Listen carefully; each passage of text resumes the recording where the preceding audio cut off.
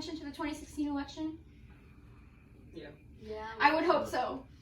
So hopefully we all know who won, but in case you forgot, this is a map of the 2016 election according to the Electoral College votes. So the red is Donald Trump, who won, and then the blue is the Hillary Clinton.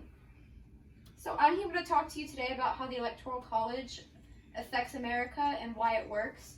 So fun fact, 4 presidents in the history of the US got voted into office using the Electoral College, which arguably is more important than the actual popular vote that we hold.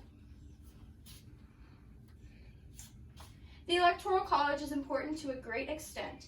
After the speech, you will know how the Electoral College affects America socially, demographically, and politically. My first point is the Electoral College gives smaller states or less populated states an equal voice.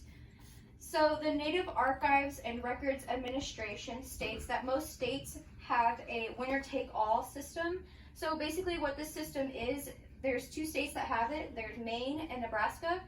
So they have their popular vote, and according to how many delegates they have, they divide up the delegates based on the popular vote.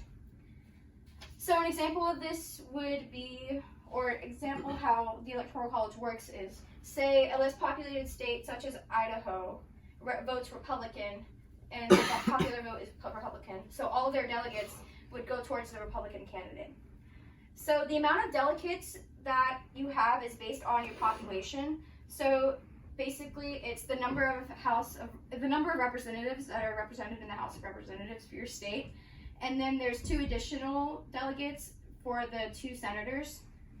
And if the Electoral College were to be abolished, the less popular states would not get an equal say, and the country would be run by the more populated states such as New York or California.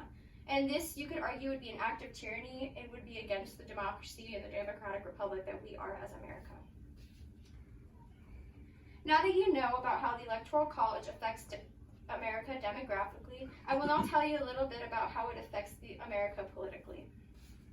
Merriam-Webster Dictionary defines federalism as the distance of power in an organization, a government in this case, between the central authority and the constitute. So the Electoral College is said to be imperfect. However, Julia Shaw, Senior Research Fellow at Heritage Foundation, argues that it preserves federalism the best. Shaw has a bachelor's in politics at the University of Dallas, which contributes to her good credibility.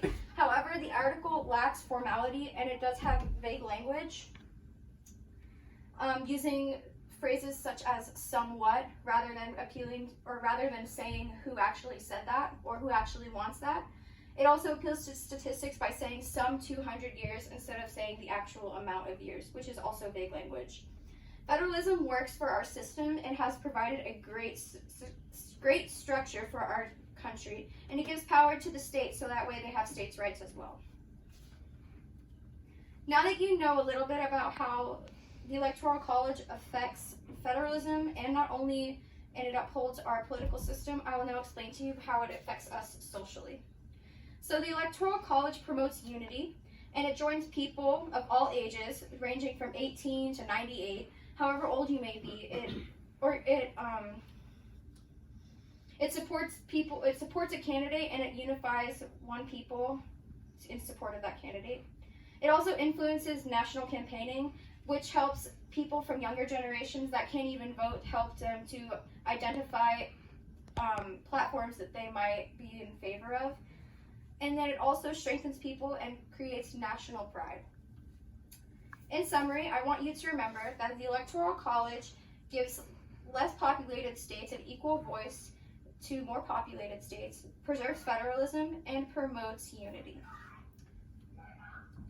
So anyone can argue that a political system has flaws or a political system is great, and people argue that the Electoral College is outdated and that it doesn't work, and it's true, it hasn't worked 4 times in history as we talked about earlier.